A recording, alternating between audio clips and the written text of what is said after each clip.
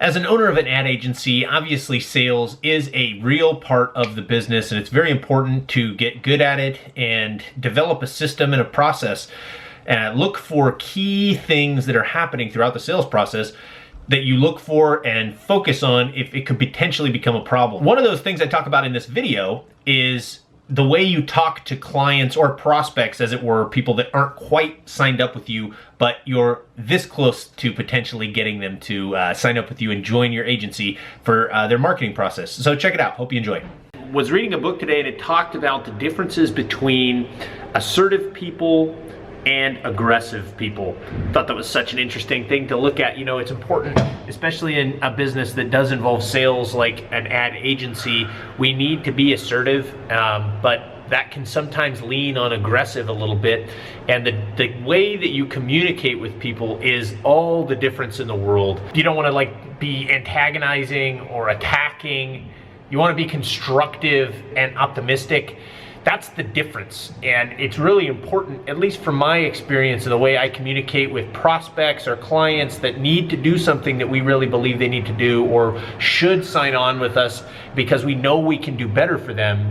It just seems to me if we can keep an optimistic tone and a positive tone in the push to get them to do something that maybe they're not totally comfortable with, makes all the difference in the world. Being assertive is really important. As you can see or imagine throughout the process, you have to be able to ask the tough questions, talk about price, talk about information that's needed, and put people in a position where they feel like they need to continue to give you things in order to keep the process going and communicate with them and get information from them. And that's something I talk about here a little more in this next video, is the importance of asking for information and how to use it as a tool to keep people invested in the process and keep the sales process moving forward. So enjoy.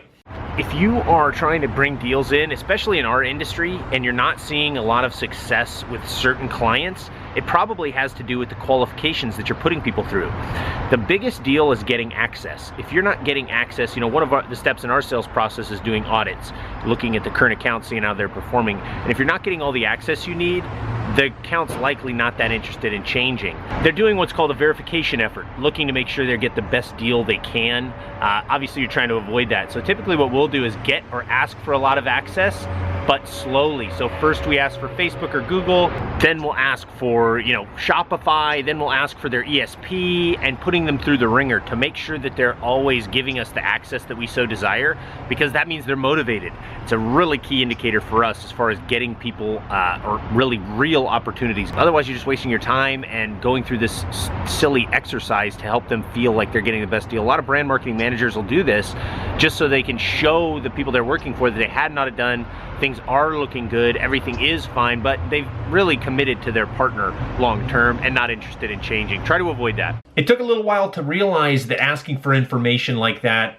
can be a strategic move as opposed to an accident. And we use it for our benefit, for a strategy to weed out companies that maybe aren't really that interested or that serious about making a change. If they are, they're going to get us the information. So it's been a tool that we've used, but really what it comes down to is the tension that the sales process needs to work properly. It's all about keeping the tension. And in this next video, I talk about why it's so important and the ways to look at tension as a tool to use in the process and not something that is a negative. It should be a positive. If you're assertive and you keep the tension, you can get deals done very, very quickly.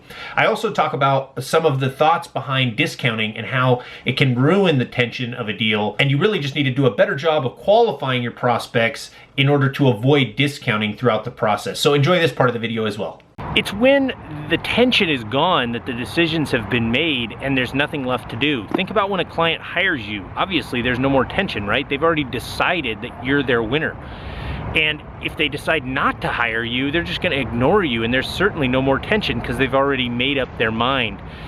When deals take too long and they stretch on and you're missing something that you were looking for, maybe it's access, maybe it's information, whatever it might be, even before the signature, there's a loss of tension there and a deciding factor that is so key. If you read the book review I did on influence, you'll see that there's a big change that happens when a client decides that you are right for them and they hire you.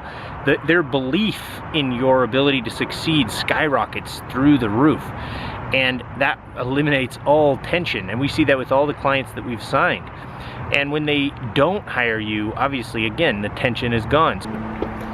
A part of the process of this tension is trying to educate client. If you're not teaching your client or prospect something new, the chances of them being able to distinguish you, your commoditized service from another is probably pretty low. So if you believe that, then certainly the tension is really important, but only if it's positive. And that only comes if you're on a level playing field. That might include negotiations on price, which can be rather awkward, right?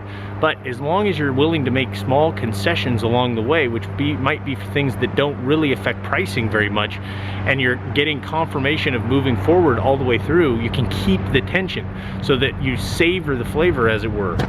If you're just to agree to a price change and a discount right off the bat, you lose all the tension and you lose a lot of fee or money, commission, because you're just conceding to a discount, and then you have a customer who's buying on a discount and they'll fire on a discount, which is not what you want. Now, one of two things is really going to be true here. Either the client or prospect actually needs a price break because you did a bad job of identifying them as a target customer in the right income range.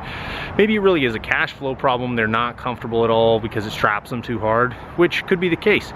But the other situation is that you have not done a good enough job of showcasing the value you need to. So in that case, just push it back, defer for a while, you know, we'll work it out, I'm not worried about it. And then provide more value and more value, showcase what you can do for them even more, and instill more confidence. And then when it comes time to talk about the price, it's gonna be less of an issue. That's my suggestion anyway, for getting full fees and making sure you sign the right clients. Hopefully all that makes sense as to why you would not want to discount, and perhaps it's your fault if you do have to discount your fee. A couple things I would add to that is phrases I like to add on to the process for us is asking throughout the process if the price is fair. For some reason it goes over really well because people have a hard time saying that, no, your pricing isn't fair. That's not something they're totally comfortable with saying. So it gets them to kind of limp in, as it were, using a poker term, to saying, yeah, okay, your pricing is fair.